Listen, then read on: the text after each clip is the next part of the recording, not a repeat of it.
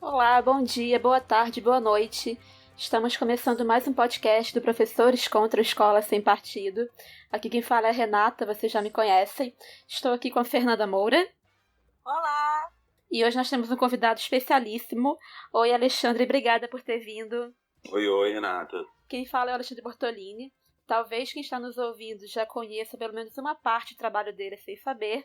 Então fala um pouco pra gente de você, Alexandre, por favor.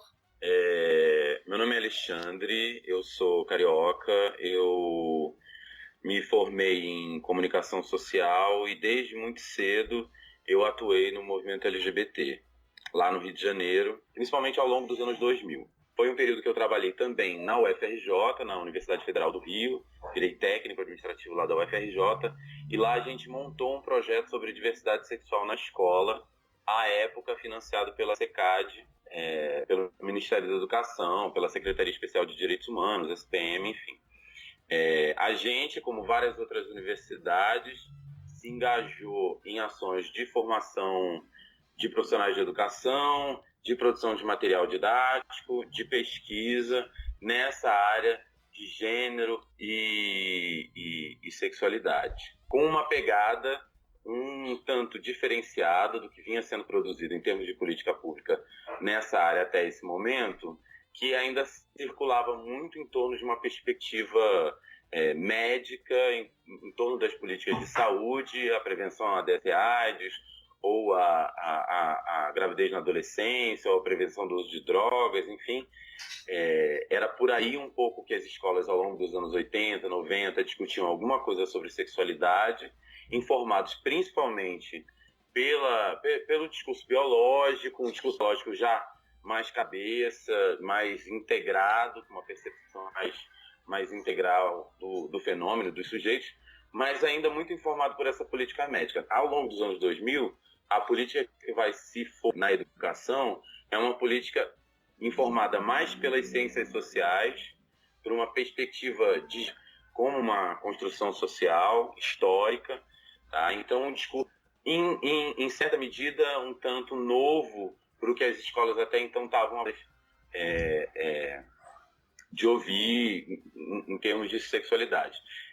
Essa política vai ser desenvolvida na relação, principalmente, com o movimento LGBT, né? E com o movimento feminista, e também com o movimento negro, mas especialmente com relação com o movimento LGBT e com o movimento feminista. Então, ela tem uma carga também de mobilização política muito forte, né? Que motiva as pessoas que estão trabalhando nela, né? E que reverbera, em certa medida, um processo de enfrentamento que já estava rolando dentro das próprias escolas, né? Com bichas adolescentes, com travestis e trans bancando a sua identidade e querendo seu reconhecimento dentro da escola. Então, essa política vem do Ministério da Educação e ela encontra uma escola que estavam acontecendo. É nisso aí que eu me engajei durante os anos 2000, né? E aí, até que em 2013, eu fui convidado por conta um bocado dessa experiência, eu fui convidado para trabalhar na equipe da Coordenação Geral de Direitos Humanos do Ministério da Educação, que era a área do MEC, que tinha desenvolvido o KIT, que cuidava da agenda de gênero, de LGBTfobia, e de uma série de outras agendas. Trabalhei lá durante 2 anos e meio, e de lá saí já para fazer o doutorado, que é o que eu estou fazendo hoje. E aí, nesse doutorado, eu estou pesquisando justamente como é que se desenvolveu essa política educacional LGBT contra a cis heteronormativa ao longo desses últimos anos, dessas últimas 2 décadas, mais ou menos aí. E como é que essa política sempre teve um tanto, e hoje, mais do que nunca, está misturada, acaba virando um personagem importante, tendo um papel relevante nas disputas políticas recentes, da política recente brasileira. Sim. Então, né, a gente chamou o Alexandre aqui porque, frente ao que está rolando, né, não poderia deixar, a gente poderia fazer diferente. A ideia do programa de hoje é a gente falar sobre masculinidade tóxica, né? Que a gente acha que é uma coisa que está sendo pouco falada e que definitivamente precisa virar o primeiro plano da discussão sobre os ataques terroristas recentes, não só no Brasil como no mundo. E aí, acho que é bom a gente começar do começo, né? Para localizar a galera que não tem ainda entrado nessa discussão. Então, assim, Fernanda e Alexandre, como é que a gente começa a pensar a ideia de masculinidade?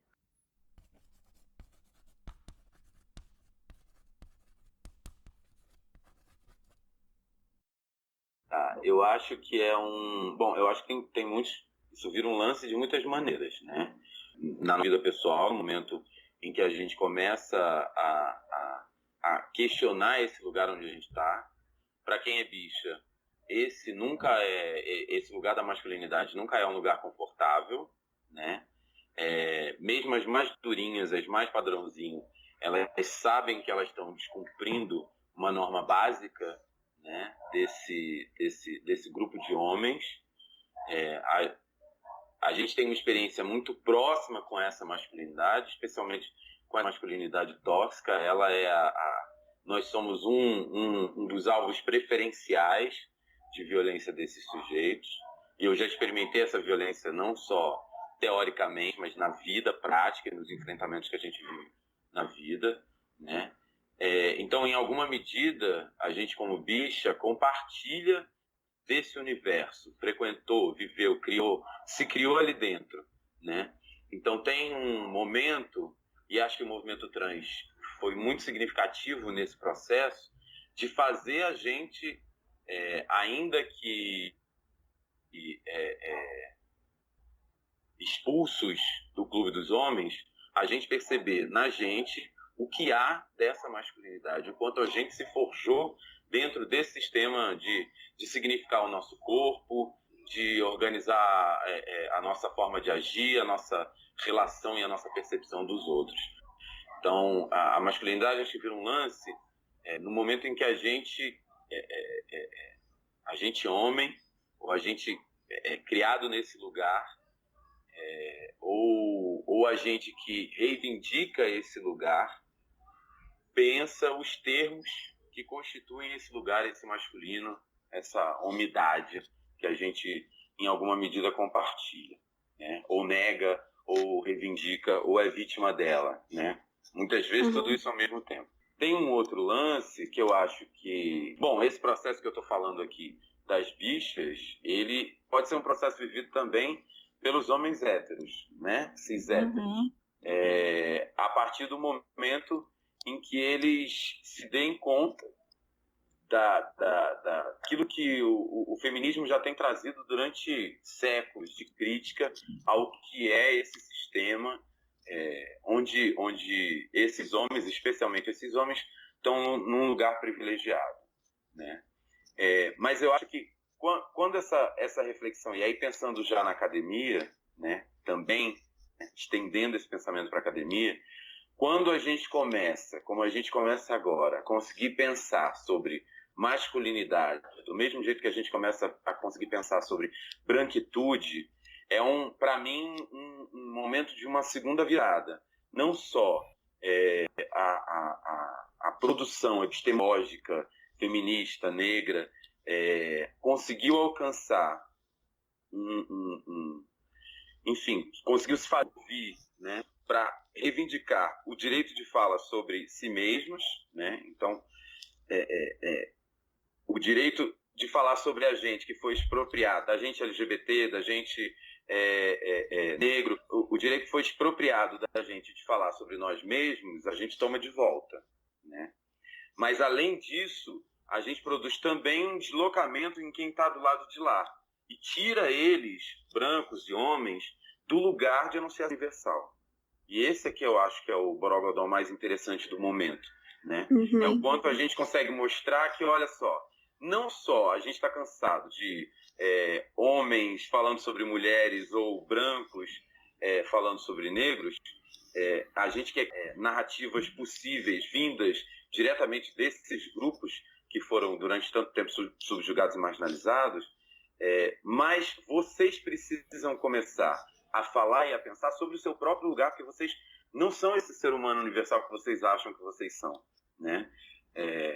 E daí, esse repensar, essa ideia de pensar a masculinidade, pensar a branquitude hoje, acho que é um pouco um reflexo desse movimento, desse jogo de força que acontece tanto nas nossas relações interpessoais, quanto nesses campos, inclusive no campo acadêmico também.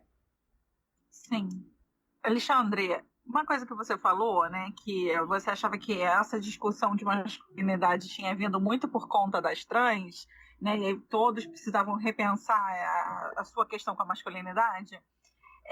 Aí eu fiquei querendo saber assim, qual é a sua opinião, né, sobre a relação, né, com relação à masculinidade, né, que alguns homens gays têm com relação às mulheres, de aquela coisa de achar que mulheres são inimigas, que mulheres são nojentas, aqueles comentários depreciativos sobre o corpo, às vezes sobre a própria inteligência, né? Então, assim, é possível, né, ser gay e mesmo assim reproduzir a masculinidade, né? Então, assim, talvez seja o momento de fazer a diferenciação entre gênero e sexualidade, né? Não sei, como é que você vê isso?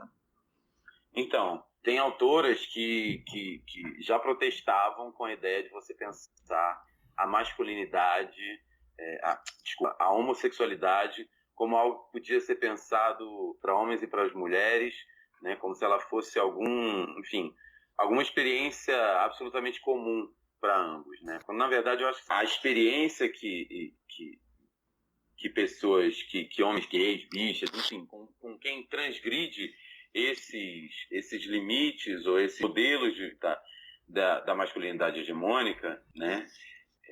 Eles não necessariamente significam que a gente consegue não desmontar em nós todo o processo de construção de uma identidade de gênero que foi em boa parte forjada a partir dali, né?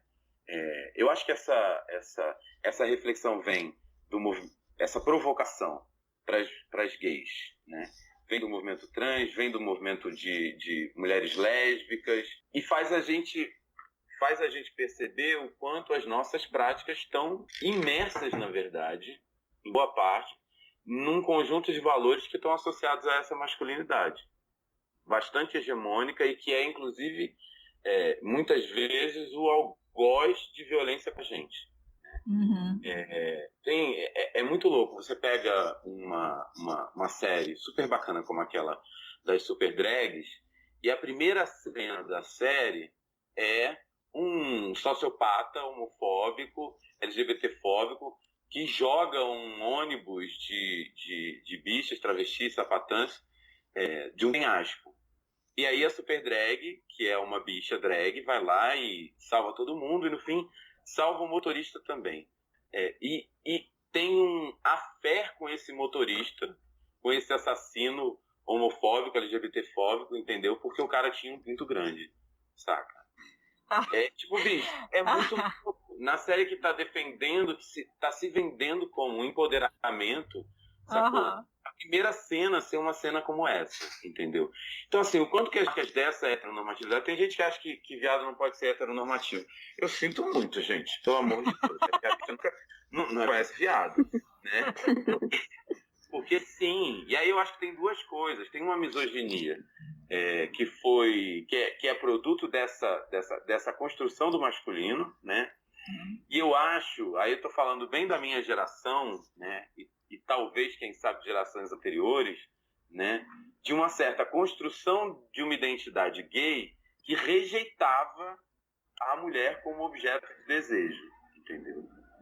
Como uma forma de rejeitar a própria heterossexualidade, né? Só que para isso reproduzia dos mais tristes conteúdos misóginos, entendeu?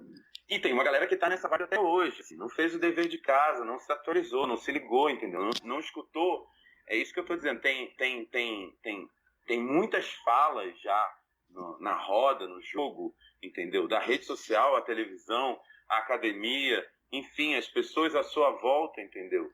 Te dando dicas de que, enfim, talvez algumas formas que a gente tenha, alguns caminhos que a gente tenha tomado, tenham levado a gente para alguns becos de saída, alguns equívocos para a reprodução de algumas formas de violência, não a nós, mas contra outras pessoas, contra outros grupos, né?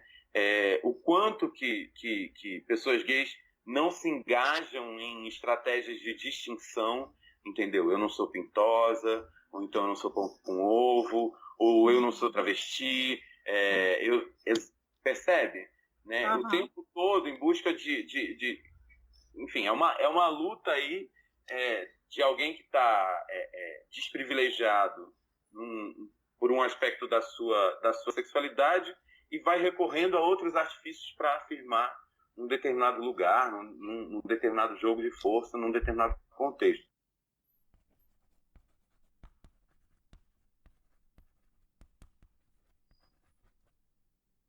Então, eu acho que é isso.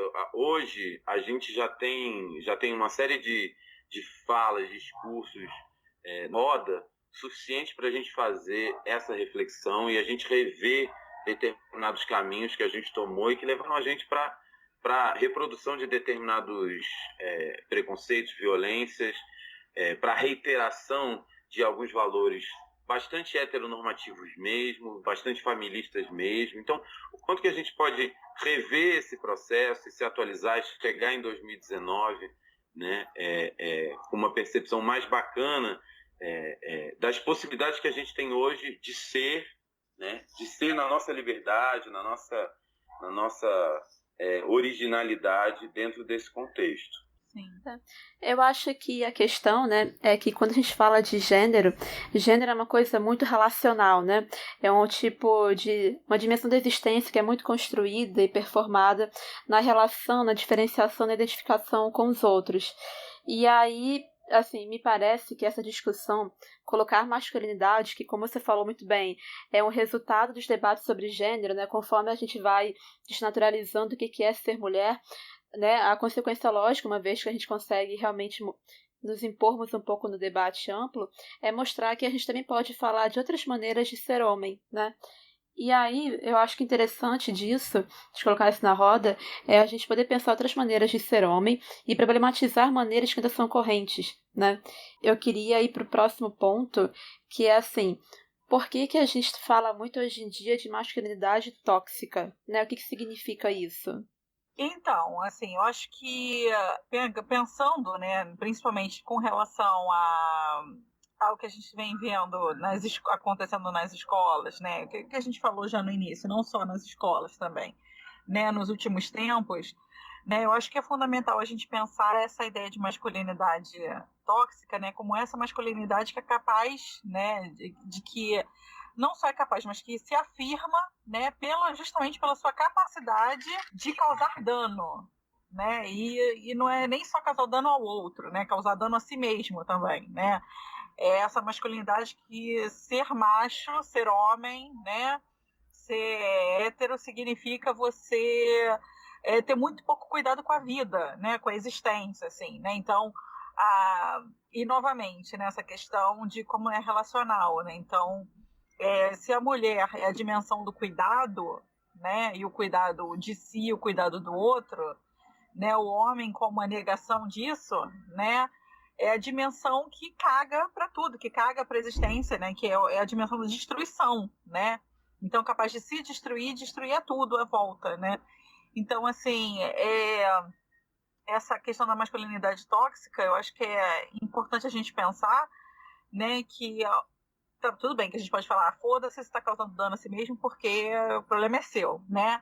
Mas é a parte intrínseca, né, disso, essa questão de você ser capaz também de causar dano a si, né? Então, assim, vai desde o mais básico, mais simples, que às vezes as pessoas naturalizam e nem notam, né? De tipo, o homem é incapaz de marcar para si um médico, né? O homem não cuida do que come, o homem não quer saber quantas horas dorme, o homem bebe demais, o homem fuma muito, porque a saúde dele não conta nada, né? Não é essa preocupação com cuidar de si, né? Com a sua própria vida, sua própria existência, né? E aí a incapacidade de cuidar de tudo, então cuidar da sua família, cuidar das pessoas à sua volta, dos seus pais, às vezes já idosos doentes, né?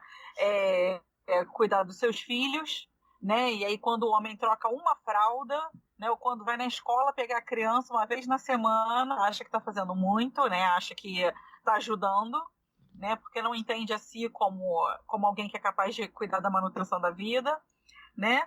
E aí isso é o básico, né? E aí outras coisas também, né? Como o dirigir perigosamente, né? É o arranjar briga por aí, né? Então qualquer coisa, né? Tem que afirmar sua masculinidade, tem que sair no soco, né? Com qualquer um que diga qualquer coisa diferente, né? Mas aí extrapola, né? E aí vai para violência mais direta, né? E a violência assim, de abuso sexual, né? Então, inclusive a gente tem visto, a gente pode depois falar um pouco sobre isso, né? Mas de ser capaz, inclusive, de abusar de crianças e abusar, inclusive, dos seus próprios filhos, dos seus próprios familiares, né? E o assassinato, né? O matar, né? Então, a gente deixar o Alexandre falar um pouquinho sobre isso, mas depois, quando a gente for falar desses grupos, né, de incels, eu acho que isso vai voltar e vai ficar bem mais claro, vai estar bem exemplificado, né? Eu acho... Tem uma pesquisa da Fundação Perseu Abramo que eu estou usando muito, eu parto um pouco dela para discutir um pouco como é que está o pensamento dominante no Brasil em relação a algumas questões de gênero e sexualidade. Nessa pesquisa, 92% das pessoas concordam com a frase Deus fez o homem e a mulher com sexos diferentes para que cumpram seu papel e tenham filhos. Nossa. 92% das pessoas. Essa pesquisa acho que é de 2008, 2009. Ainda que esse número tenha mudado alguma coisa, ele suspeito não tanto. Isso mostra, eu acho, aponta um pouco para a gente só, né, ilustra um pouco para a gente. Eu acho o quanto que essas concepções duras, digamos assim, tradicionais, né, dessas relações de gênero, dessa dicotomia homem-mulher, masculino e feminino, né, da naturalização dessas identidades, dessas performances, entendeu?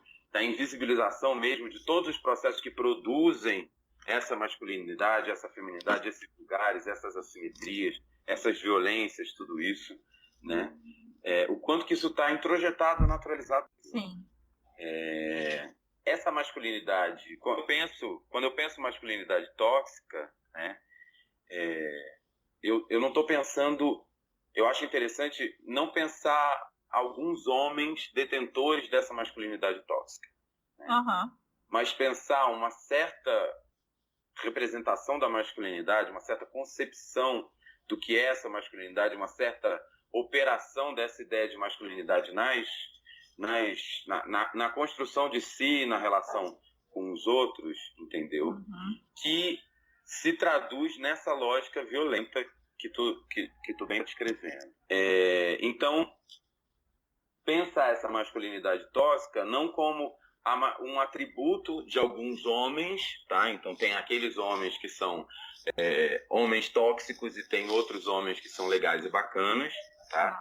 Mas pensar o quanto existe uma forma de construção da masculinidade, ou seja, uma forma de significar o meu corpo, de territorializar esse corpo, de significar o corpo dos outros, de estabelecer certas relações, certas narrativas sobre mim e sobre os outros, e certas formas de me relacionar, de interagir com determinados sujeitos a partir dessas posições, tá? Então, existem determinadas formas de construção de uma masculinidade, tá? Que podem atravessar um monte de sujeitos, não só aqueles reconhecidos como homens, né? Mas que, sem dúvida, é algo com que esses sujeitos têm diretamente que lidar, né? E que atravessa uma variedade de sujeitos, de diferentes maneiras. E daí o meu esforço passa a ser perceber, o meu esforço político, individual, digamos assim, passa a ser perceber em que medida eu sou afetado, eu sou informado, as minhas atitudes, a narrativa que eu tenho sobre mim mesmo, a forma como eu produzo conhecimento, a forma como eu dou a minha aula, a forma como eu olho minhas alunas e meus alunos, o quanto que isso está informado por essa por essa certa construção de masculinidade. O que eu estava dizendo antes é o quanto essa forma violenta essa construção de uma masculinidade que se entende, que se organiza e que pensa a si mesma a partir de uma violência, né? Do estupro, da violação do outro, da violação da terra, da violação dos sujeitos, da violação... Enfim, é uma lógica que coincide muito com os nossos processos históricos de construção societária mesmo. Né? Sim. De uma sociedade que é fruto de uma invasão colonial, que é fruto de séculos de genocídio e de escravização, de práticas de exercício de poder extremamente violentas, né, e legitimadas por uma narrativa, por uma cosmologia cristã histórica. Pouco importa para a gente pensar aqui agora qual a minha ou a sua ou a dele concepção do que seja o cristianismo ou do que tenha sido a mensagem ou a palavra de Jesus Cristo. O que importa nesse caso aqui é o quanto um socialismo histórico, um cristianismo histórico, como é que ele se construiu enquanto prática social disseminada, enquanto instituição, enquanto centro emanador de poder e sustentador ideológico de uma série de regimes de força, de regimes de invasão, de regimes de colonização. Né? Uhum. Então não é à toa que os principais opositores, né, dessas políticas que discutem de uma maneira mais afiada, né, esse sistema de gênero, essas regulações da sexualidade, né, são sujeitos que impunham uma narrativa, tem como ponta de lança uma narrativa cristã bastante arcaica, fundamentalista e fundada na reprodução desse sistema e dessas lógicas de força. O que eu acho interessante, e é o que eu estou tentando, é o que eu estou estudando e tentando pesquisar hoje, é justamente como é que essas representações de masculinidade, de feminilidade, como é que essas disposições de gênero e sexualidade, elas organizam não só as nossas relações interpessoais, né? Não só as nossas organizações, mas como elas também organizam o nosso sistema político, a forma como funciona o nosso Estado, né? Como é que elas definem quem é o sujeito político de autoridade reconhecido, né, de exercício do poder, como é que a gente significa esse poder e como é que a gente significa essa masculinidade, por que as duas coisas estão atreladas, né?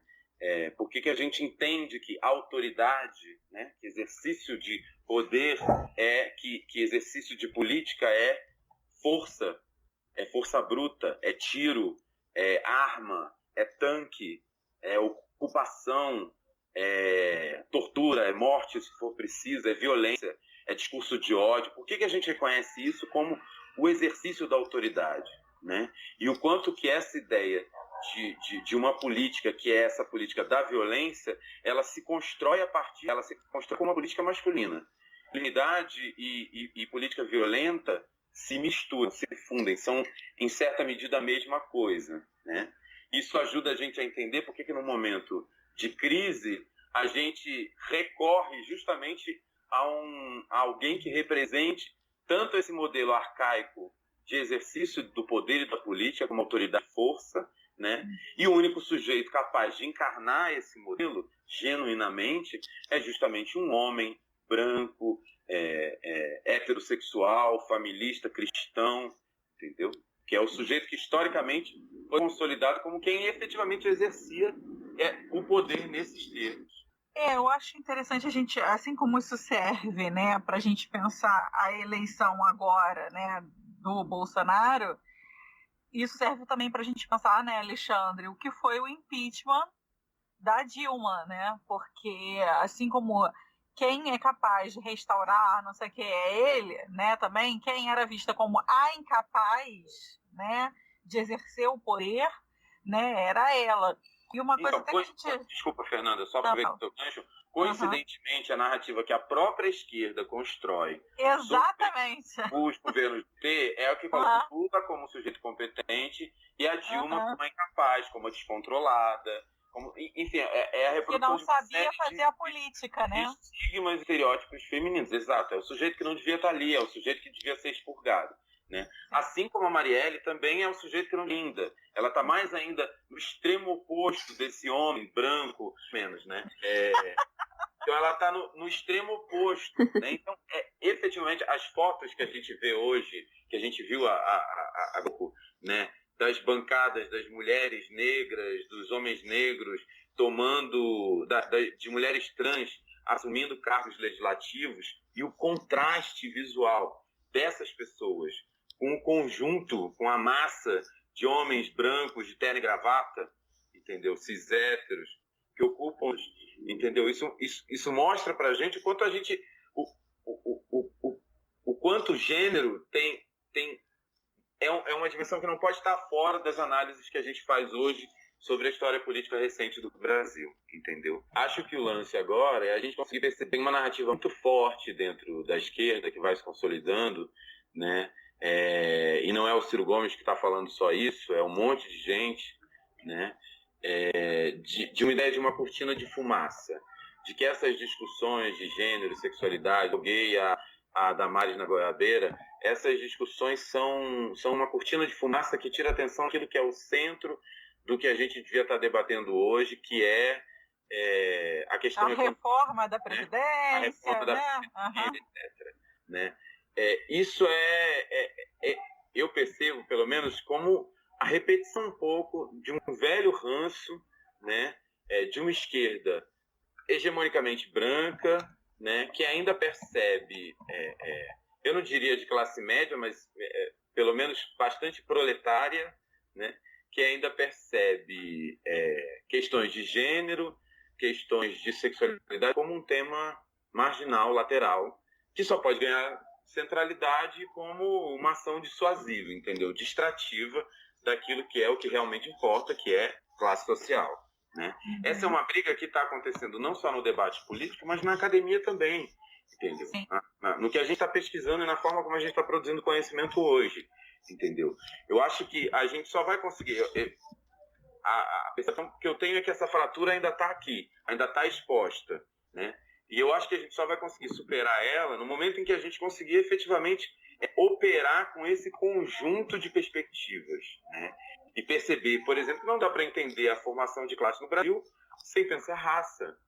Não dá para entender as relações de poder, o Estado e a democracia no Brasil sem pensar gênero, né? Não dá para entender gênero ou raça sem pensar classe social. Como é que a gente supera essa disputa, né? Já passou esse tempo. E como é que a gente efetivamente usa esses diferentes referenciais que a gente tem, esses diferentes acúmulos vindos de diferentes lugares, jeitos, como é que a gente aproveita todos esses lugares de fala, todos esses pontos de vista, que não são só pontos de vista para eu falar de mim, mas também pontos de vista, pontos de partida para eu produzir uma ideia, uma narrativa e uma concepção e uma epistemologia diferente, né, daquela que até hoje é hegemônica, para aí a gente conseguir construir análises realmente integradas, né?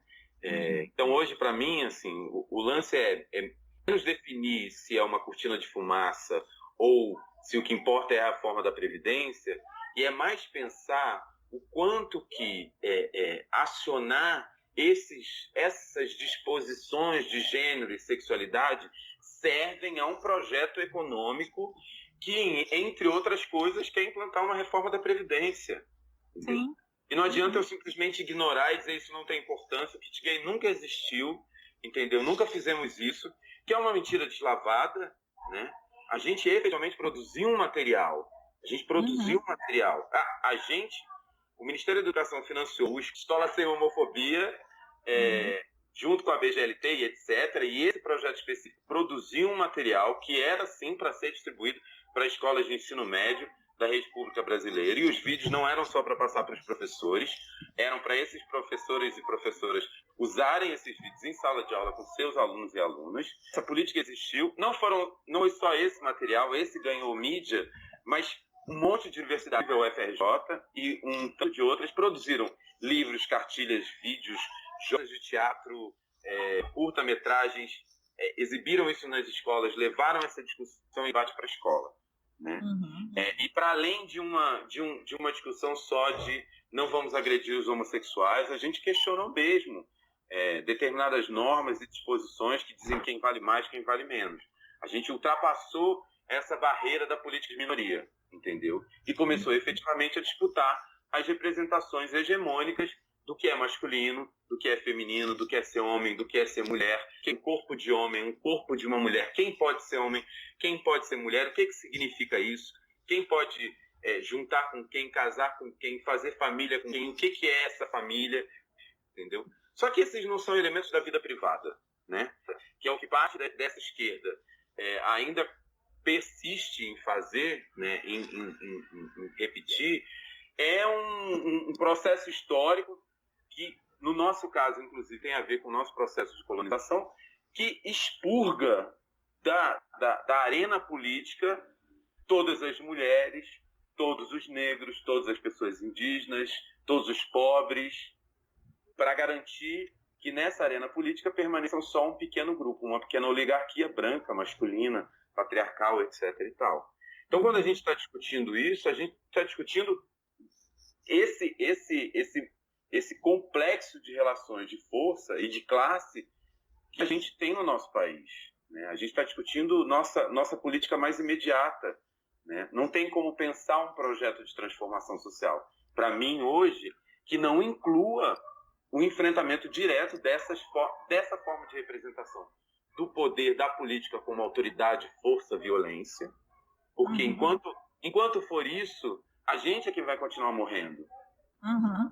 Entendeu? Não só a gente LGBT, a gente preto, a gente que mora na favela, e no limite a gente que é professor de escola pública, etc. Né? Com certeza. A gente às vezes localiza, né, um momento de fechamento de regime, a tortura, respeito aos direitos políticos e etc., num período específico da nossa história que está lá no regime militar. Né? Quando, na verdade, o que a gente tem é um processo de alargamento e fechamento de participação política, de participação econômica, que vai se sucedendo ao longo do tempo. Né? Para algumas populações, a tortura é uma linha contínua. Ela não aconteceu só durante a ditadura, ela continua acontecendo hoje. Né? O assassinato arbitrário, a prisão política, ela continua acontecendo hoje. Em determinados momentos, esse sistema fecha mais ainda, e aí pessoas que até então tinham o seu direito político, econômico, de ir e vir, a sua presunção de inocência garantidas, vão começar a ter esses direitos desrespeitados.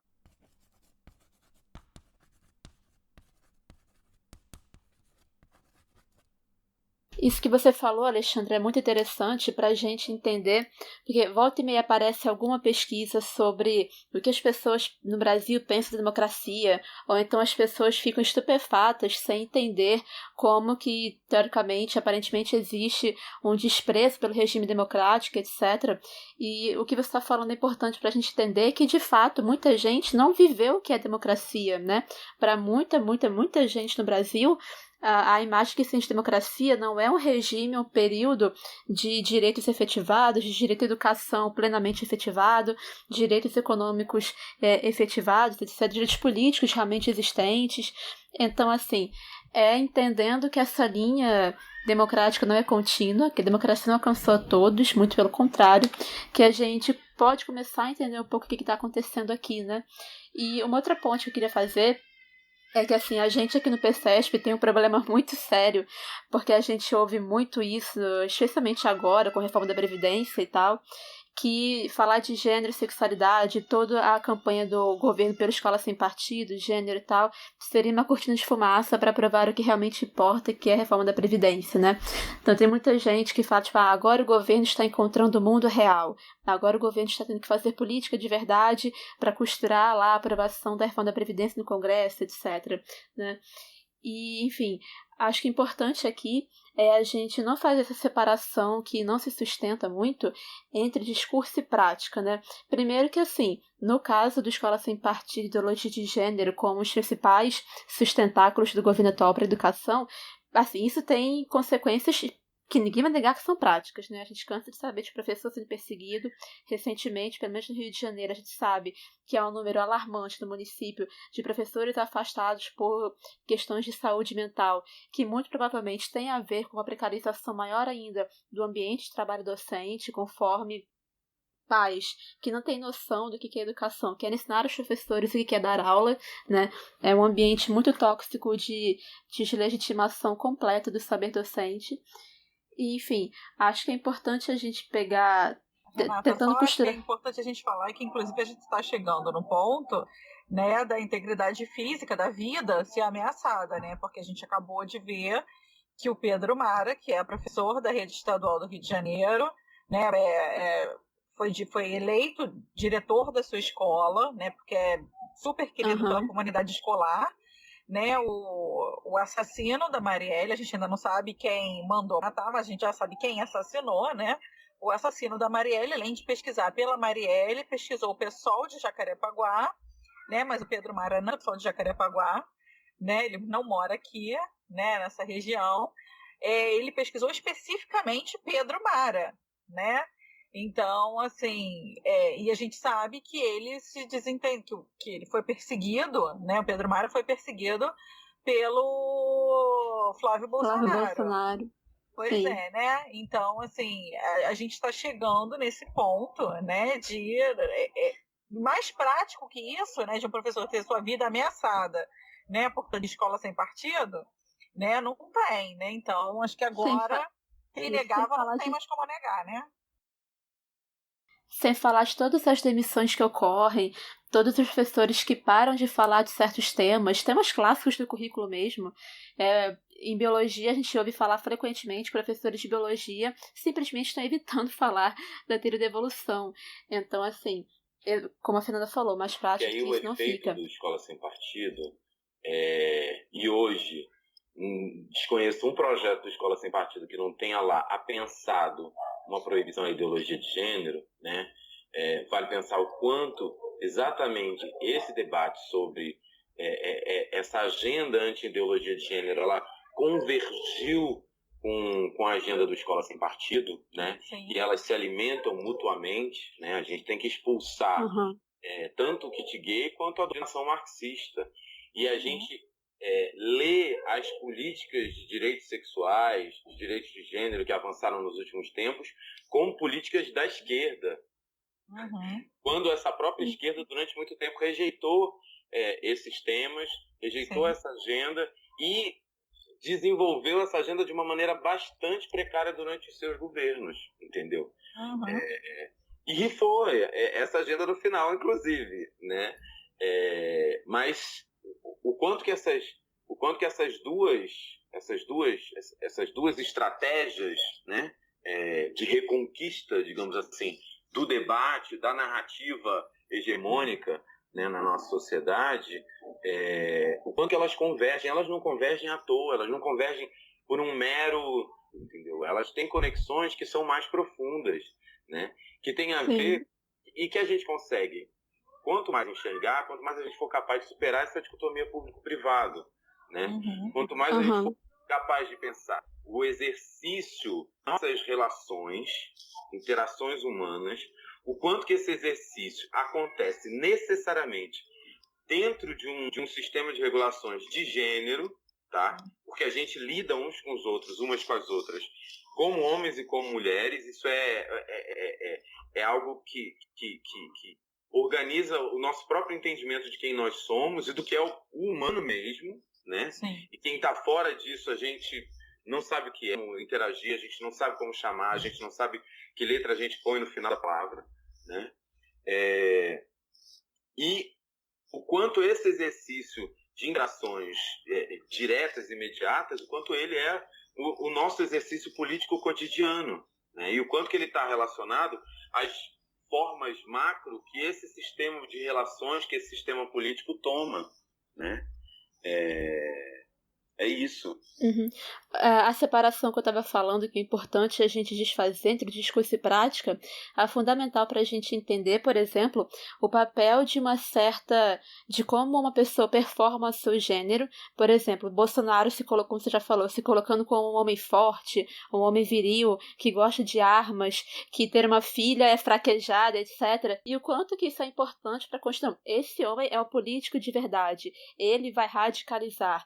Ele tem o que é necessário para reconstruir o país, para reconstruir o Brasil, etc. É impossível a gente entender a ascensão do Bolsonaro, do bolsonarismo, dos ataques terroristas, etc., sem entender uma certa performance de masculinidade, que é uma masculinidade tóxica, porque é uma noção de ser homem que está muito ligada, no caso dos incels, que a gente já deve comentar alguma coisa daqui a pouco, esses homens que se dizem celibatários involuntários, né? Que porque as mulheres são muito mais, eles não conseguem transar, etc. Como que eles canalizam essa frustração para a violência, como que isso gera uma série de ataques terroristas, está ligada a todo o sistema de masculinidade, reprodução de masculinidade que gera violência, né? Enfim. E quanto que não dá pra gente separar discurso e prática por causa disso, porque, né, a gente ouve falar muito agora de reforma da Previdência, etc., né, por causa dos jornais, etc., mas é muita informação sem análise política conjunta. Se a gente não faz uma análise política junto com isso, a gente não vai entender o quanto que a dimensão de gênero, de masculinidade é importante para embasar os projetos desse governo e o que a gente está vendo acontecer. E aí, para mim, assim, a exacerbação, a apologia a essa forma de masculinidade, a essa masculinidade tóxica, ela converge, ela soma, ela é simultânea, ela é a mesma coisa, em certa medida, que a apologia a uma forma de fazer política colonial, patriarcal, em que você invade as terras, você arrebenta os rios, o mato, mata os bichos das formas mais cruéis e mais lucrativas possíveis, em que você não tem nenhum respeito pela gente, você explora essas gentes o máximo possível, extrai delas o máximo possível para o seu próprio bem, para o seu próprio prazer. Então, o quanto que essa masculinidade tóxica, ela não está informando só uma performance circense, entendeu? De um personagem, né, que vai alçar por conta desse jogo de cena, né, vai iludir essa classe de pessoas menos favorecidas e incapazes como nós, acadêmicos e intelectuais, de interpretar adequadamente esse sujeito, e vai... as nossas análises na esquerda, às vezes, são muito arrogantes mesmo, né? A gente tem que repensar bastante isso, né? E aí esse homem chega lá como um fantoche para que um determinado projeto econômico possa se realizar, né? Esse projeto econômico é o próprio falo da masculinidade tóxica, entendeu? Ele é em si a encarnação dessa lógica, entendeu? De violência, de avanço, de entrada, de respeito e de afirmação de um determinado grupo restrito de sujeitos, de pessoas, de homens de bem, de pessoas de bem, como aqueles que têm valor, aqueles que importam, aqueles cujas vidas importam, aqueles cujos dinheiros importam, aqueles que supostamente sustentam e levam toda a casa ou a nação nas costas, mas que no fundo estão se apropriando do trabalho, do esforço e da vida de um conjunto populacional imenso que está aí sendo explorado, violentado, morto e etc. Então, para mim, hoje é muito evidente o quanto a evocação dessa masculinidade tóxica bolsonarista, ela é a apologia ela não é um disfarce, ela não é uma cortina de fumaça sob a qual a gente passa um projeto econômico violento, colonizador. ultra-exploratório, ela é em si a apologia desse projeto, e ela sustenta ele ideologicamente, entendeu? E ou a gente disputa essa masculinidade, junto com ela a gente disputa o que é essa representação de poder e de política. O que essas mulheres negras estão fazendo hoje no parlamento? Elas estão trazendo propostas de uma outra política, não de uma política feminina no sentido heteronormativo do termo, né, masculista do termo, né? Mas elas estão propondo uma outra política que se mova por outros modos, por outras práticas, que não é pelo exercício de autoridade, não é simplesmente pelo autoritarismo, não é pela centralização na decisão de um único sujeito, é na colaboração, é na participação efetiva e coletiva, é no diálogo, é na negociação, é na construção de consensos. É toda uma outra forma de fazer política que inclui necessariamente todo mundo, em que todo mundo tem o mesmo valor, né? Então, é uma lógica política absolutamente distinta. Os lugares não estão dados, não estão marcados e já pré-definidos e estabelecidos por um livro que foi escrito há 2.500 anos atrás, entendeu? É isso. Acho que é um pouco isso hoje. O embate que a gente está vivendo não é um embate só de gênero ou não é um embate só pela democracia e pela liberdade. Essas coisas estão juntas. Essa masculinidade tóxica que a gente fala aqui, ela é uma forma de governar. Ela é uma forma de construir a política no Estado brasileiro, secular, entendeu? Fruto de séculos de colonização, escravização, genocídio e dominação capitalista, entendeu? E é esse conjunto de coisas que a gente tem que combater. Não adianta brigar só com uma delas hoje, acho. Se a gente tem um projeto de transformação social, a gente tem que encarar esse monstro na complexidade que ele é. E para isso a gente vai precisar, academicamente, epistemologicamente, evocar um monte de gente. Pessoas muito diferentes, de lugares muito distintos, né, que oferecem para a gente vários pontos de vista sobre esse fenômeno complexo que a gente está vendo hoje. E assim a gente pode ter alguma ideia do que a gente está lidando e informar melhor a nossa agência nesse processo de luta que está, olha, bicho, como nunca, né?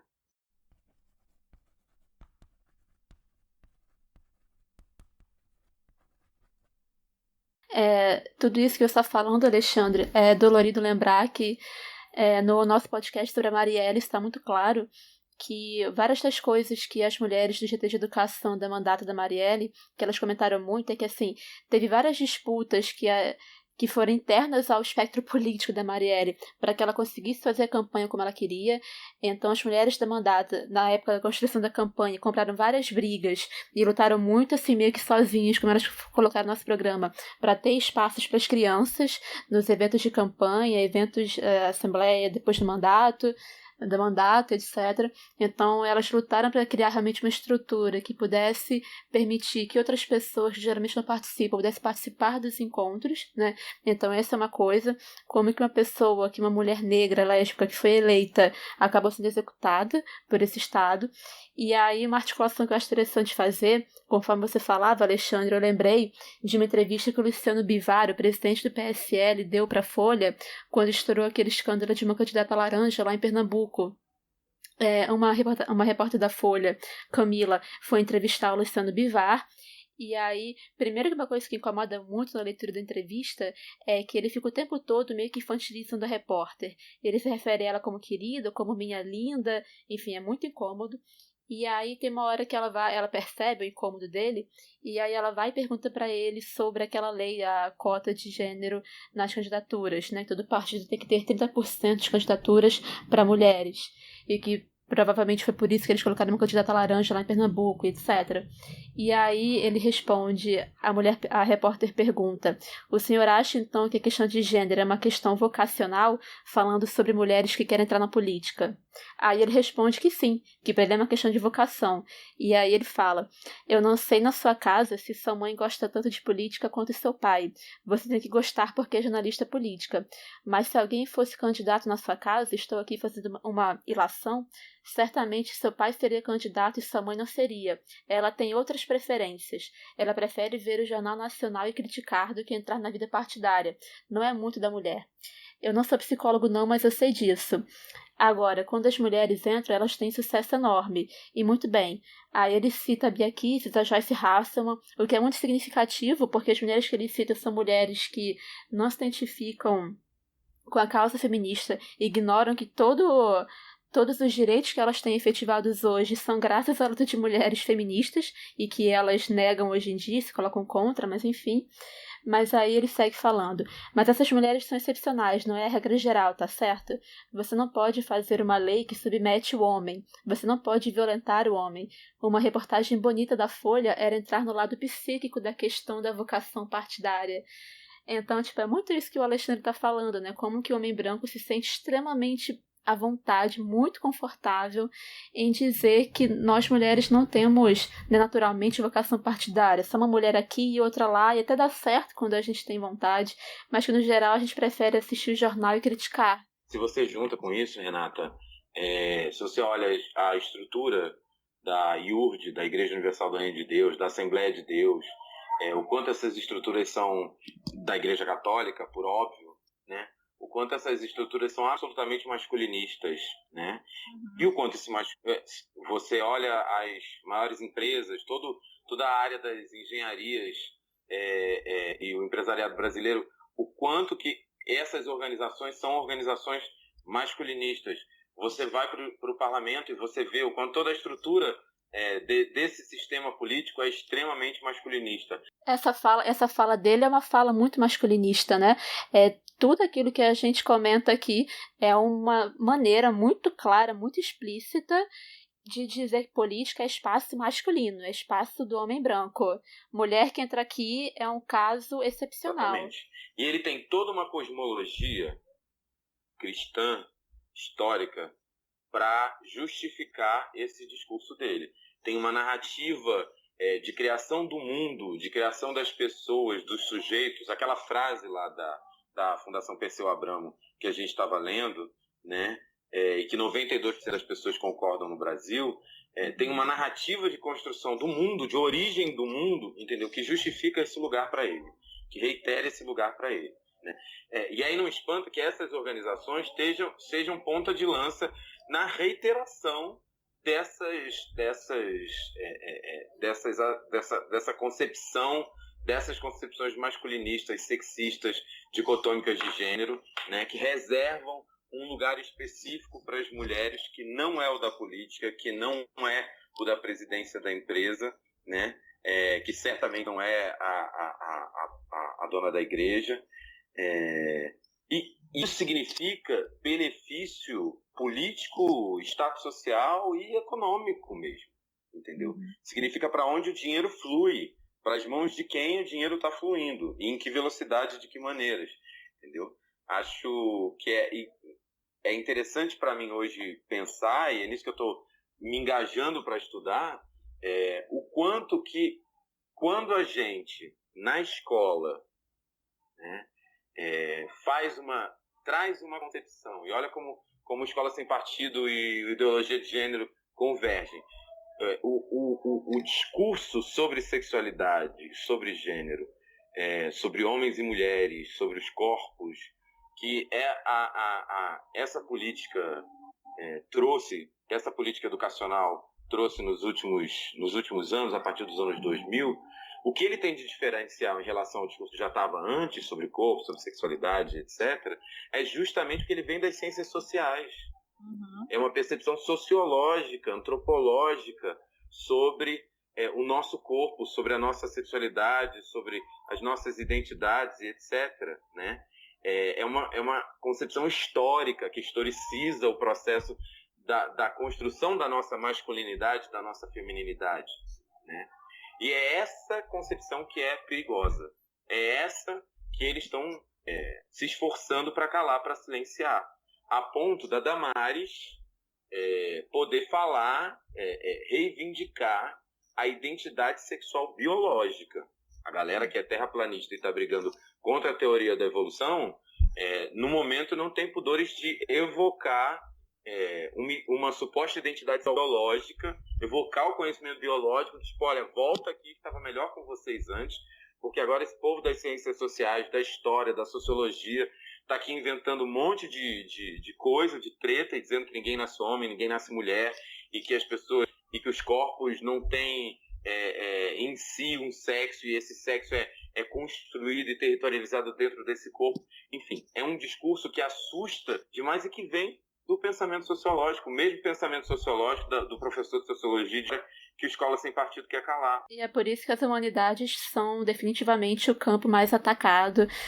A maior parte dos professores que são atacados geralmente são das humanidades. A gente está no contexto também que as humanidades são atacadas pela reforma do ensino médio, por reformas curriculares que alguns colégios no Brasil estão se adiantando em fazer também, né? É todo um contexto, lembrando que o combate à suposta ideologia de gênero não é uma pauta nacional só, é uma pauta transnacional em vários países da América Latina, vários países da Europa, etc. A gente está sempre comentando isso por aqui. Uma outra coisa interessante que eu lembrei agora para citar, que é um desses momentos que fica muito claro nas falas dessas pessoas que agora estão entrando diretamente no Estado, entendendo que por um momento o Estado de maneira mais restrita, uma entrevista do Miguel Najib, criador da Escola Sem Partido, em que ele está criticando o gênero nas escolas, e aí a repórter do Huffington Post pergunta, ela tá perguntando várias coisas em seguida, e ele tipo, não, isso também não pode, isso vai contra a moral, pode ir contra a moral de alguns pais, blá blá blá. E aí ela pergunta, mas então não se pode falar na escola de violência contra a mulher? E ele vai e fala, não pode. Se o governo quer fazer propaganda disso, que faça na televisão, mas nas escolas não, porque ali as crianças são audiência cativa, enfim, aquela besteira. Então veja só, ele está muito explicitamente dizendo que a escola não pode ser um lugar de combate à violência contra a mulher. Violência essa que é majoritariamente cometida por homens parceiros, por homens familiares dessas mulheres que são muitas vezes mortas. Então, uma coisa que está dita de maneira não tão implícita nessa frase é a defesa, é a aceitação, né, simples, por omissão, de uma masculinidade tóxica, uma masculinidade que vitimiza mulheres e crianças, para depois, na fala seguinte, ele dizer que defende a família, ou seja, é muito cinismo, né, muita violência numa fala só. É uma concepção de família que internaliza a violência. Exato. Família que se constrói, inclusive, a partir da violência mesmo, de uma pedagogia da violência, né? Em que a violência sexual parece uma exceção, um excesso, um desvio, quando na verdade ela é a norma. Prática bastante corrente, né? Se a gente olhar os números da violência sexual dentro das nossas famílias contra as nossas crianças, promovidas exatamente por esses pais, padrastos, tios, homens da família, entendeu? Homens de bem da família, entendeu? Não é nenhum ator LGBT fazendo uma performance no museu que vai abusar do seu filho ou da sua filha. Nem o professor, não. Muito menos pelo o professor contrário. que tá dando uma oficina sobre violência sexual dentro da escola, sobre assédio, e está, ao contrário, municiando teu filho, tua filha, criança, adolescente, a reconhecer situações de abuso, a reconhecer situações de violência, entendeu? Quem tem o perfil do abusador são justamente os sujeitos que estão mais enfaticamente lutando contra a educação sexual nas escolas, mesmo essa educação sexual básica, né, preventiva da violência, preventiva da doença, né, para promotora da saúde, etc. e tal, mesmo essa mais básica, está hoje ameaçada. Porque daí, por mais que os projetos de lei do Escola Sem Partido sejam inconstitucionais, eles não consigam se efetivar enquanto legislação mesmo, se sustentar enquanto legislação, o terrorismo ideológico já está colocado, já está em campo. Um pânico moral. Respeito. As pessoas efetivamente estão retraídas e estão se retraindo, né? E a gente está vendo o número no aumento de doenças sexuais transmissíveis, HIV, sífilis. Não estou dizendo que isso é uma causa do escola sem partido, consequência, quer dizer. É só levando em conta que mesmo com essas coisas se apresentando, o governo não está vendo essas questões como uma questão de saúde pública, que deveria, então, obviamente, levar em conta ideias de educação sexual, etc. Então, enfim. E quando a gente fala em política pública, a gente não está falando em aumento número estatística só, a gente está falando de gente mesmo, entendeu? Quando aumenta a taxa de mortalidade, você mudou essa ou aquela política, entendeu? Significa, quando aumenta a taxa de mortalidade infantil, é criança morrendo, entendeu? São adolescentes e jovens que vão ter que lidar com a HIV por muitos anos da vida, né? Se não por toda a vida, né? São mulheres que vão continuar sofrendo formas de violência e vão ter menos possibilidades de escape. São meninas que não vão estar preparadas sequer para reconhecer, em alguns casos, situações de assédio, de abuso. São abusos sexuais a crianças que vão permanecer acontecendo porque a gente não tem mais nenhum instrumento pedagógico, educativo, qualquer que seja, né? Porque todos os livros e as páginas de livro que tinham pinto foram arrancadas, entendeu? Porque se instalou um pânico sexual dentro das escolas, e a gente não pode mais trabalhar, nem falar, nem discutir essas coisas, a não ser bancando um alto custo de enfrentamento e de rebordosa e de repreensão, né? Ainda assim, tem uma galera que continua lá brigando, entendeu? E aí tem uma questão que eu acho que é muito forte.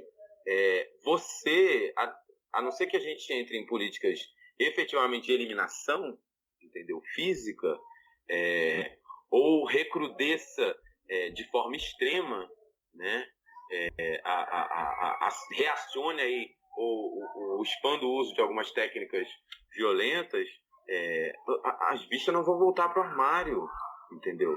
As meninas trans, travestis, não binárias que estão na escola, muito mais preparadas hoje, muito mais informadas, muito mais empoderadas para fazer essa disputa, entendeu?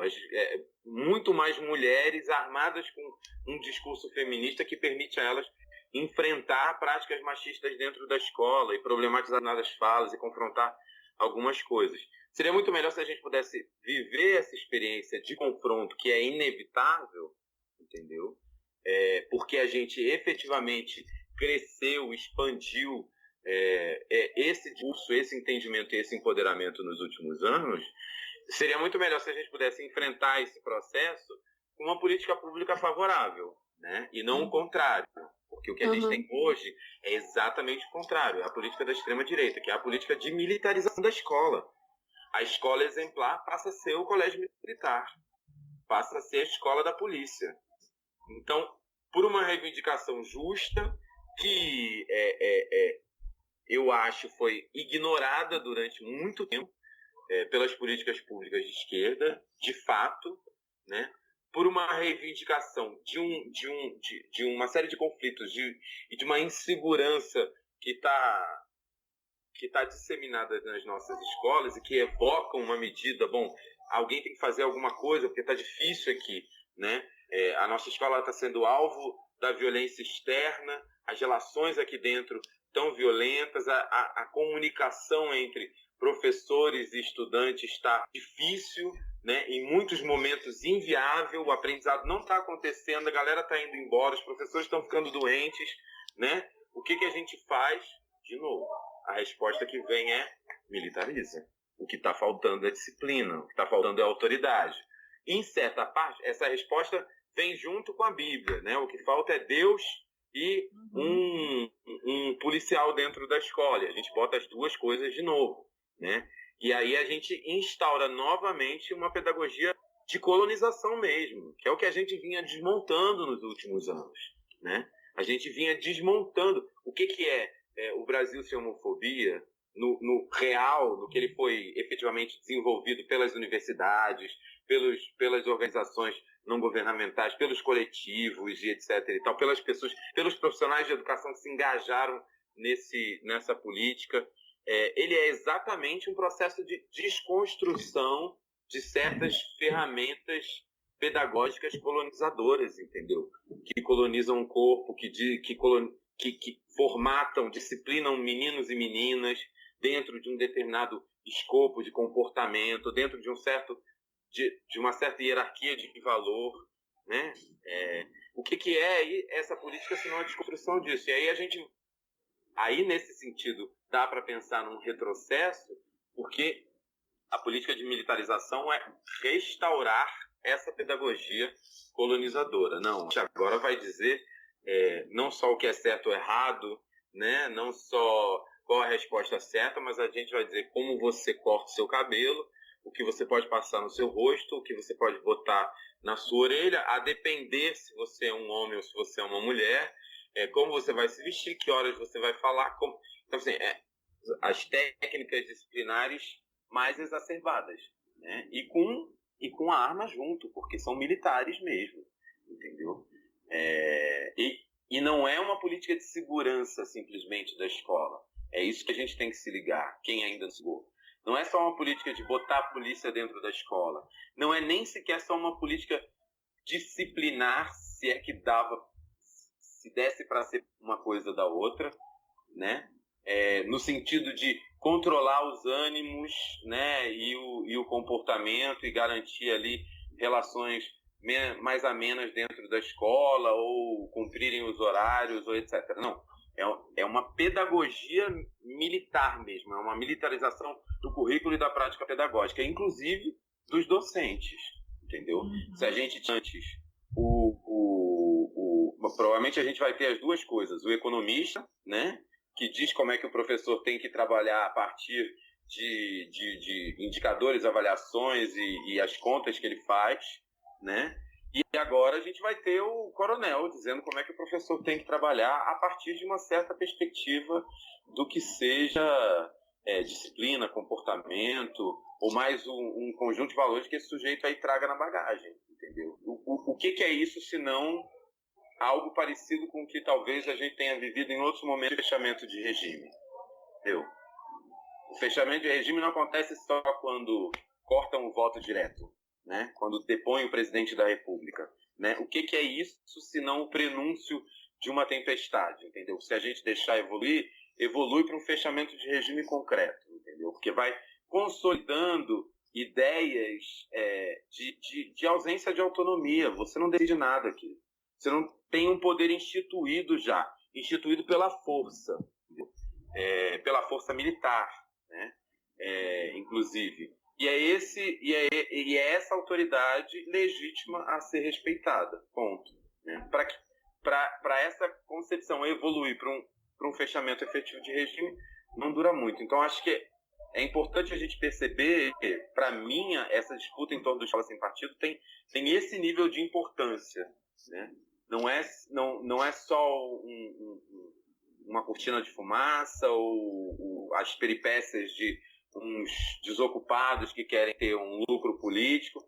Faz parte de um projeto de poder mais complexo. Não necessariamente organizado, orquestrado lá em cima por uma cúpula, né, como os nossos sonhos antigos, mas que se articula, que se sustenta mutuamente, que se apoia mutuamente e que faz a gente caminhar para um lugar que é muito perigoso, muito mais perigoso de onde a gente já está, né?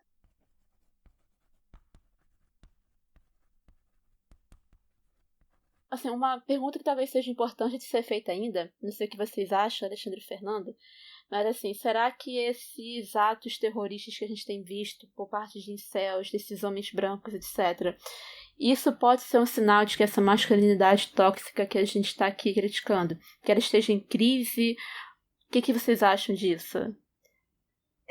Assim, pelo discurso que a gente vê nesses grupos, né, de incels, nunca entrei em um, né, porque eu não tenho nem coragem de entrar em um, né, mas que a gente vê sendo printado e colocado na mídia, nas redes sociais, né, eu acho interessante, assim, né, porque uma das coisas que eles falam muito, né, é que eles são celibatários involuntários, eles não conseguem ter um relacionamento, né? E eles falam porque eu sou homem beta, né? Porque as mulheres querem ficar com os alfas, né? E aí nós não conseguimos nos relacionar, e por isso nós não fazemos sexo, e por isso, porque as mulheres só querem ficar com os alfas, né? Elas merecem morrer, né? E tá. E aí eu acho interessante assim pensar, né? Que como eles colocam a masculinidade deles, né? Comumente a gente entende que é um macho alfa. Sabe, essa forma da violência, do fala mais alto, do não sei o que, do não sei o que lá. Então, assim, ao mesmo tempo que eles não se reconhecem como alfa, né? Porque talvez eles coloquem que o alfa é quem tem o sucesso no relacionamento sexual, né? Por outro lado, eles parecem estar muito dentro justamente de todo o parâmetro que a gente consideraria, né? Um alfa, assim, eles reproduzem todo o resto muito bem, eles tentam, né, fazer todo o outro padrão de masculinidade, sabe, todo o resto. E aí você vê, né, que eles se encaixam em tudo, eles são homens, eles são brancos, eles são héteros, eles são, na uma grande maioria, classe média, né, eles são cristãos, né, então tudo isso tá encaixadinho ali, né. Eles humilham as minorias, né? Então tudo tá ali. Mas mesmo assim, eles não conseguem fazer sexo, né? E aí eu fico pensando, gente, mas esses mesmos caras, né? Em outra época, provavelmente estariam fazendo sexo, sabe? E aí eu fico pensando, assim, não sei, é baseado em nada, né? Eu não fiz nenhuma pesquisa sobre o grupo, não peguei estatística, nada, né? Não fiz entrevista com essas pessoas, então assim, não é científico que eu tô falando, é só achismo mesmo. Mas eu fico me perguntando assim, cara, será que isso não demonstraria pra gente que as mulheres hoje não aceitam mais ser tratadas dessa mesma maneira, sabe? De maneira geral, né? Dessa maneira como aceitavam um tempo atrás, né? Porque pensando assim, na minha própria adolescência, sabe? Esses caras super escrotos aí que tratam mulher que nem lixo, que xingam, né, pobre favelado e tudo isso, eles estavam muito bem, obrigado, sabe? Estavam aí todos felizes, cheios de mulher, né? Porque a gente sabe que a mulher é o troféu deles, né? Uhum. E aí hoje eles fazem esses grupos porque eles não têm mais isso, né? E aí eu realmente uma curiosidade que eu tenho, eu realmente gostaria de ler pesquisas, né, sobre isso, sobre em que momento especificamente surge esses grupos e até entrevistas com eles mesmos, sabe, para entender, né, o que para eles diferencia eles que se colocam como betas dos alfas, sabe? E aí até estender essa pesquisa, né, e ir lá e conversar com os caras que eles dizem que são alfas, né, porque eles estão se comparando com alguém, provavelmente o adolescente lá ou os caras que estão novos tentando no mercado de trabalho, aquele coleguinha do trabalho deles, né? E aí conversar com esse outro cara lá que eles dizem que são os alfas, né? E conversar com ele e saber qual é o padrão de masculinidade que esses caras que eles apresentam como alfa têm, né? Para saber se realmente é uma masculinidade mais exacerbada, uma masculinidade mais tóxica, ou não, ou se é justamente o contrário, sabe? E assim, eu acho que é possível que a gente viesse a descobrir que esses caras que eles estão apresentando como alfa são o contrário. Só que talvez eles mesmos não consigam ver, né? Que o que as mulheres querem não é aquele padrão, que eles estão tentando a todo custo reproduzir e exacerbar, né? Porque assim, o que me Alexandre muitas vezes é que é tipo uma espécie de, não sei como chamar isso, de drag, assim, né? Você pegar a masculinidade esses caras, né? Eles estão pegando a masculinidade e tentando exacerbar o máximo para tentar preencher, né? Mas ficam tão absurda, né? Porque eu fico imaginando assim, as coisas que a gente ia postando nesses grupos, né? Assim, imagina se você tá numa sala de aula, né? Você é uma adolescente na sala de aula junto com esse cara. Todas essas atrocidades que você não deve ouvir desse cara, sabe? Né? Então, assim, porque assim, me parece que eles são o que a maioria dos homens sempre foram, né? Eles não, só que hoje eles não têm mais espaço, né? Eu tô ouvindo o que você está falando e eu tô pensando aqui, né? O quanto quando a gente pensa a discussão de gênero nas escolas e etc., a gente, em geral, pensa as mulheres, as pessoas LGBT, as crianças, os adolescentes, no sentido da sua vulnerabilidade geracional, etária, né? Como objeto desse investimento, né? E às vezes, e isso é uma coisa que apareceu, no ano passado, eu fiz um estágio na escola de aplicação da USP, da FEUSP, da Faculdade de Educação da USP.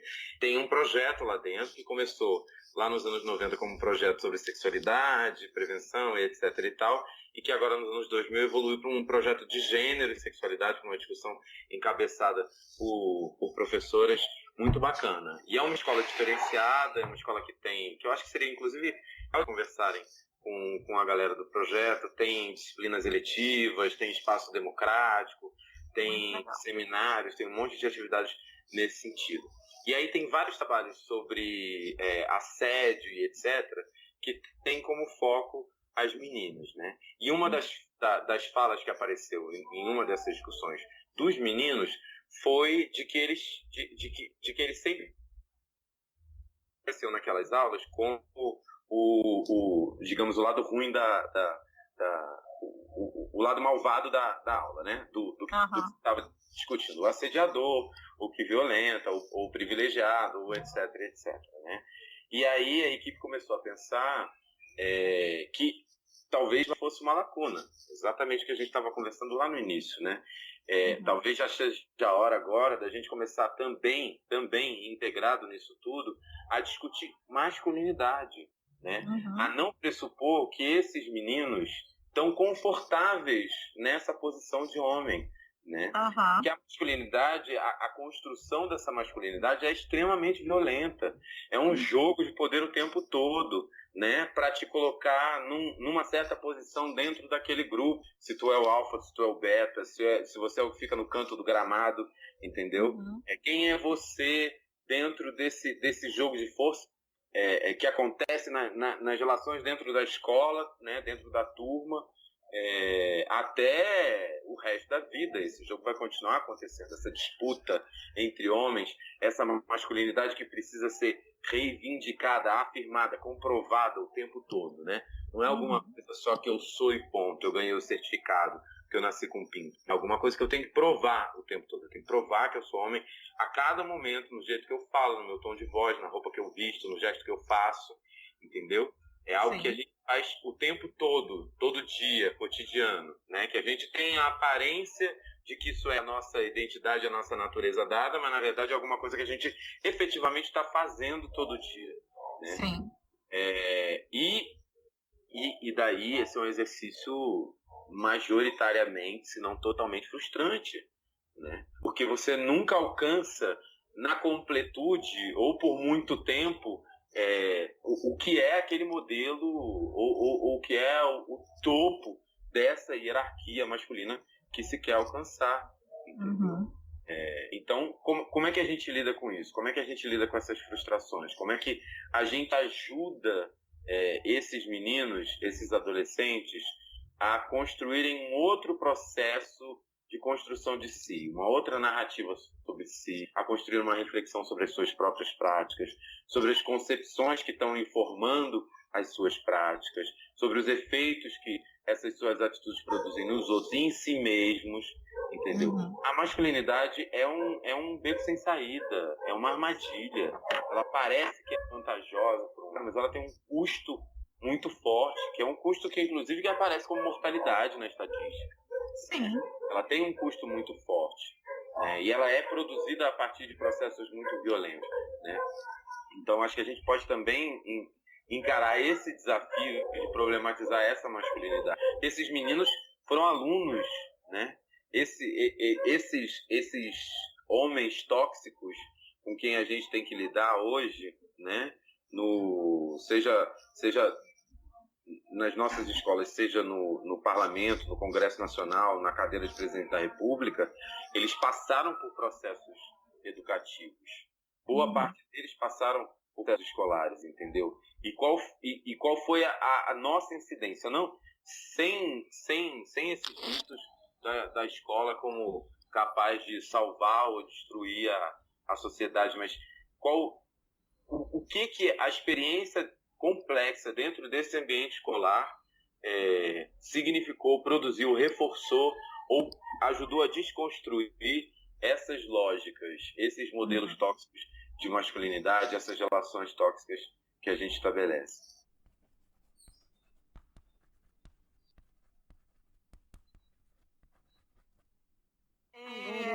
Oi, Fê. Oi. Não, queria só saber do Alexandre, né? Agora falar de gênero, sim, Alexandre. Assim, como foi que você decidiu criar isso, assim, sabe? Por quê? O que estava acontecendo no momento que fez você criar o É Pra Falar de Gênero, assim?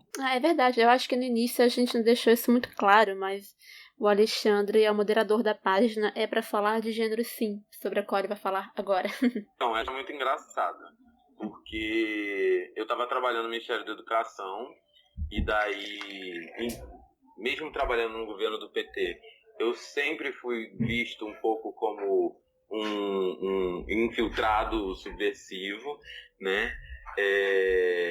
E num determinado momento, acho que isso era 2015, por aí, em algum momento de 2015, já era o segundo mandato, mas ainda antes do impeachment, a gente construiu, tinha entrado uma coordenação nova, uma direção nova, e a gente construiu uma nota técnica uma nota técnica do Ministério da Educação reafirmando a importância de discutir gênero. Eu, especificamente, tive engajado na escrita, na construção dessa nota. E essa nota rodou, saiu, foi assinada e depois foi derrubada. Algo muito comum que a gente passou a ver em 2011, né? Nas políticas LGBT e nas políticas de gênero, né? E quando isso caiu, bom, pela milésima vez alguma coisa caiu, né? E o argumento que eu levava lá dentro era exatamente esse: olha, o que a gente está fazendo quando a gente não se posiciona é jogar os professores, os profissionais de educação, todas e todos, porque até agora a gente estava atiçando fogo, dizendo discutam gênero, discutam sexualidade, estamos fazendo kit, etc. e tal. De repente, a gente veta o kit, mas continua emanando discurso. De repente, esses sujeitos começam a ser efetivamente perseguidos. Foi a época em que começaram a circular as notificações extrajudiciais e etc., né? Lá na página do Escola Sem Partido. Essa galera está desprovida. O veto do kit deu uma mensagem, né? Então não tem mais um suporte institucional de fato, e agora a galera está sendo ameaçada de ser processada. Então, ou o Ministério da Educação se posiciona efetivamente, entendeu? Ou a gente está largando de mão e está jogando essa galera na fogueira, no que a gente mesmo atiçou. E aí a gente construiu essa nota, mas ela conseguiu sair de coordenação da diretoria, mas ela capotou lá para cima, né? Ela andou um pouquinho e morreu. E aí, quando isso aconteceu, eu já estava já com mais de 2 anos lá, já estava bastante exausto dos processos que eu estava vivendo lá, né? E daí resolvi montar. Primeiro eu montei um blog em que basicamente eu peguei muito do que estava nessa nota e joguei no blog, então as referências nas diretrizes, na Constituição, que a ideia era isso, era dar um embasamento técnico, legal, dizendo, olha, professora, você pode perfeitamente trabalhar gênero na escola, que você está aqui apoiada por toda a legislação e todas as diretrizes educacionais, com o MEC assinando no final, entendeu? Bom, então, eu extraí dali muito dessa informação. Um blog tem uma circulação muito pequena e aí eu resolvi fazer uma página no Facebook, né? E ir alimentando essa página. Bom, eu estou às vésperas de qualificar, então essa página está bem largada. Só não está mais largada porque tem uma sapatão que colou junto e a gente está hoje gerenciando junto, que é a Cláudia, é uma professora de segundo, muito bacana, que também tem um trabalho bastante interessante sobre gênero, que eu acho que seria interessante para vocês conversarem. O Pedro II está vivendo uma experiência específica de perseguição dentro desse contexto de terrorismo ideológico. O colégio está vivendo uma perseguição bem específica, né? Não é coincidência, né? Não é coincidência ser o Pedro. Não é. Não é coincidência. Entendeu? Um colégio que tem os índices que eles gostariam, né? Pessoas negras, não é coincidência, entendeu? Mas, enfim, então, a página é isso, um espaço em que a gente compartilha com um foco na área de educação. Hoje a gente tem mais ou menos 70 mil seguidores na página, que eu acho, inclusive, que a gente precisa dar um gás e usar essa massa acumulada aí que a gente já tem, né? Esse canal que a gente já tem para potencializar esse espaço mesmo com conteúdo. Mas é isso, quem quiser acessar é só procurar no Facebook, é de gênero sim. E aí o nome da página é exatamente isso, entendeu? É uma bicha exausta, sabe? Pelo amor de... É pra falar de gênero sim, meu amor, entendeu?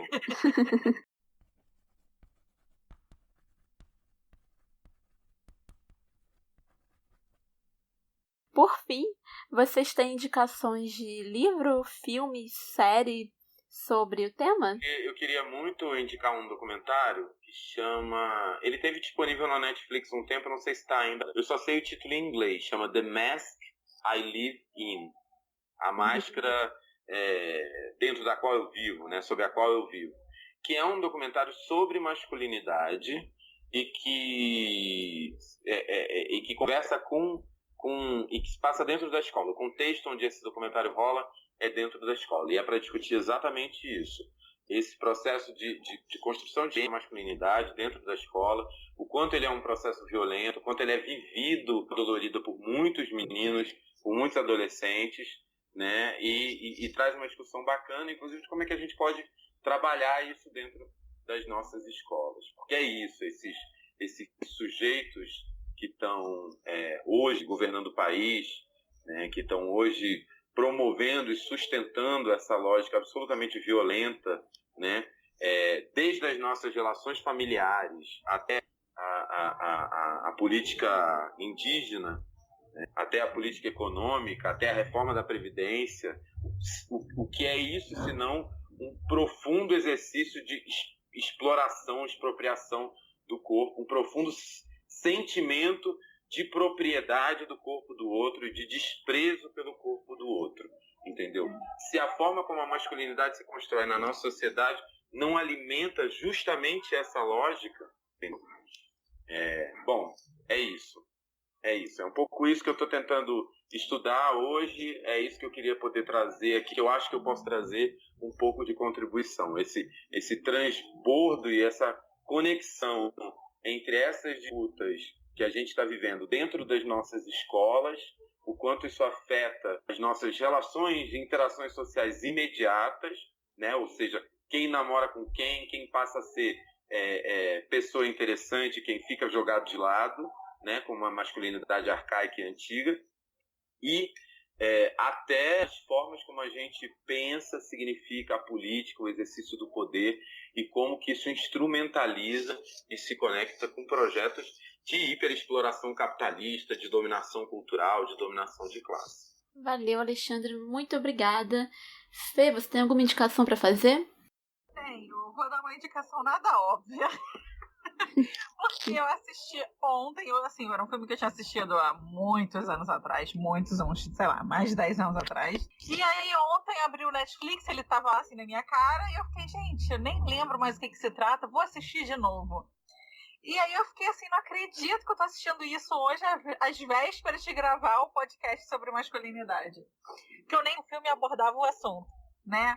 Que é Magnolia.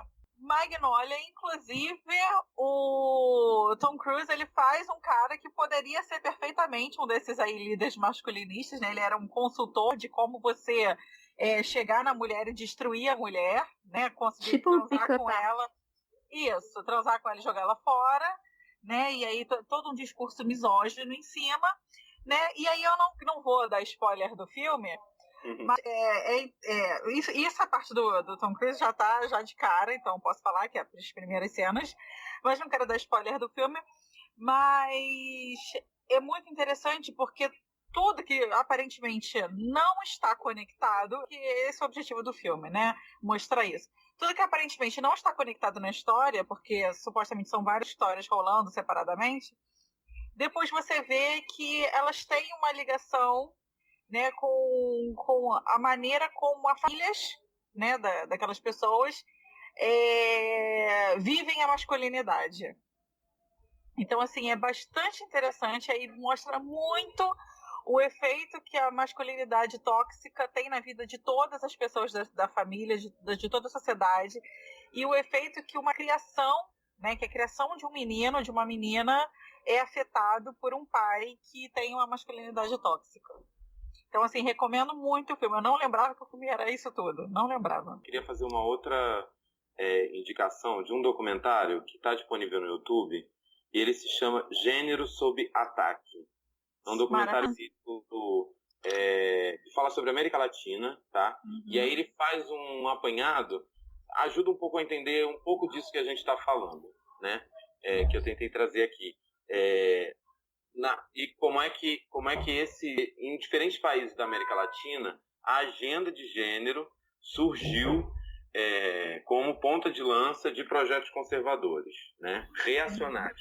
E aí, voltando lá atrás, só naquilo que tu tinha falado naquilo que tu tinha comentado sobre os céus e etc., Fernanda, para mim, sem dúvida, o que a gente está vivendo hoje é um movimento de reação mesmo.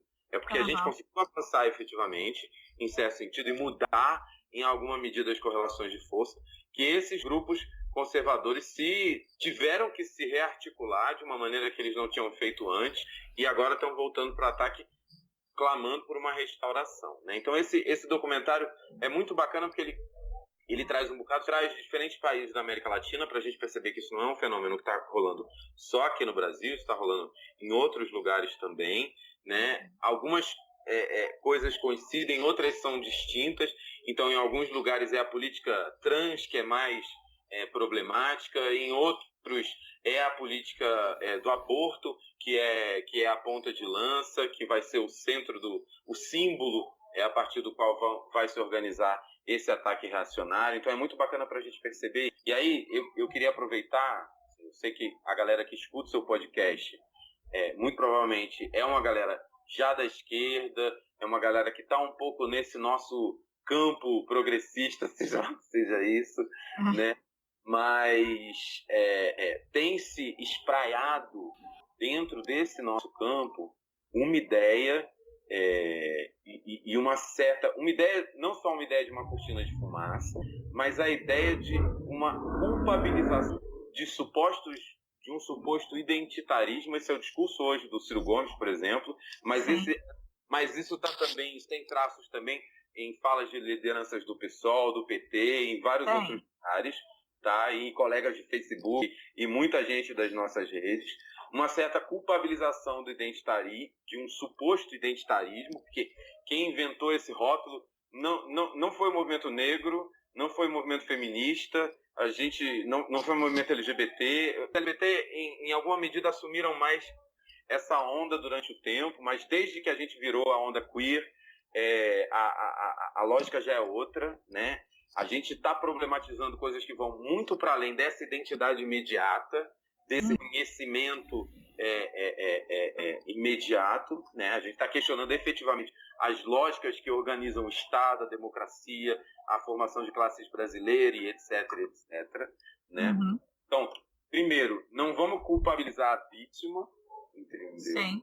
Por um processo e externalizar equívocos que não foram da política feminista, nem da política LGBT, muito menos da política negra, foram equívocos próprios justamente dessa cúpula fechada, né, e em certa medida privilegiada da esquerda, e vamos tentar reconhecer o quanto que esses elementos, essas dimensões, são parte do processo de construção dessa nossa ordem social, na forma como a gente distribui o trabalho, na forma como a gente distribui a riqueza, na forma como a gente produz e distribui o conhecimento, na forma como a gente opera a política, nos termos e nos sujeitos autorizados a participarem dessa política. Então, assim, para lá de um identitarismo que a gente está propondo aqui como discussão, nesses debates de gênero, de sexualidade e em tantos outros, são perspectivas profundas sobre o que são essas nossas relações de poder que não cabem mais numa visão XYZ. A gente precisa trabalhar nessa complexidade. E aí, nesse momento em que ninguém pode soltar a mão de ninguém, mais do que nunca, a gente precisa que as pessoas efetivamente se escutem umas às outras, aprendam umas com as outras, e ao invés de procurar o culpado, né, e é muito fácil culpar a bicha, culpar a mulher, culpar a travesti, né, é muito fácil. São os culpados de sempre, né? São os culpados de sempre, isso aí a gente já é culpado há tanto tempo, né? Mais interessante do que isso é finalmente perceber o que esses movimentos estão dizendo e estão comunicando, entendeu? É um convite às pessoas que ainda têm restrições, ainda têm um ranço, entendeu? Um rançozinho desse debate, dessa discussão, a fazerem uma reflexão, entendeu? A fazer uma reflexão sobre o seu lugar dentro da própria esquerda, dentro desse campo progressista, dessas relações. Muito fácil para o Ciro Gomes dizer que gênero é uma coisa lateral, óbvio, né? Ele é o exemplo do macho, ele é a personificação do macho, né? Então, o quanto que a gente também não se favorece, né? Eu me favoreci, por mais que eu não tivesse reiterando a lógica GGista nos anos 2000, eu era favorecido por ela, invariavelmente, entendeu? Como continuo sendo favorecido por ter a pele mais clara, então eu preciso perceber esse lugar, né? E como é que eu atuo politicamente na relação com os grupos dentro de um projeto que não seja movido por essa lógica, em que eu não vou ter um lugar privilegiado, especial, e que não é a minha narrativa que explica tudo, e que, pelo contrário, talvez eu esteja, inclusive, errado. Sim, e Alexandre, só para a gente entrar um pouquinho mais, se quiser, né, tiver curiosidade do que está causando isso tudo hoje, que não é a pauta identitária, eu acho que é importante a gente falar, né, que muito dessa questão de que isso tudo que está acontecendo agora é a pauta identitária, não sei o que, ou então, tudo que está acontecendo agora são essas novas esquerdas, né, então tudo começou por causa de 20 centavos, né, foi 2013, se ninguém tivesse ido para a rua em 2013, essa narrativa, né, que a gente tem visto muito, né, que me incomoda profundamente, né, e aí já em um podcast que a gente gravou sobre o Ricardo Velez, e aí a gente pode botar o link aí para lembrar, porque no final desse podcast, a gente fala um pouquinho sobre isso, sobre como que esses grupos conservadores estão se estruturando há muito tempo, como não teve nada a ver com 2013, né? Como inclusive o Velez já escreve contra o PT desde o PT sonhar em ser governo. Né? Ele escreve contra o PT desde que a primeira propaganda do PT ar na televisão. Né? Então, assim, não dá para culpar 2013, não dá para culpar a suposta nova esquerda, não dá para culpar LGBT, mulher, trans, movimento negro, né? A esquerda tem que se repensar, tem que pensar que quando assumiu o governo deixou de fazer trabalho de base, as favelas foram abandonadas, as igrejas foram abandonadas, né? O próprio movimento feminista, né? Foi abandonado e houve uma expansão do movimento feminista, mas não necessariamente de um feminismo classista, né? Não necessariamente de um feminismo antirracista, né? Então, eu acho que lembrança legal, né? E só para quem quiser ouvir um pouquinho mais, pensar um pouquinho mais sobre isso, sobre como a gente não tem culpa, né? E a gente deixa o link desse outro podcast. Acho que a gente conseguiu exaurir um pouco o tema por enquanto, né? Que a gente está no teto do nosso tempo. Queria agradecer muito a presença do Alexandre Bortolini. Muito obrigada pela presença mesmo. Obrigada por aceitar o nosso convite. As portas estão abertas. Sempre que você quiser voltar. Vai ser um prazer ter você novamente. Obrigada, Fê. Vamos dar tchau, Obrigada, gente. Tchau. Tchau, tchau. Obrigado, gente. Tchau, tchau. Tchau, tchau.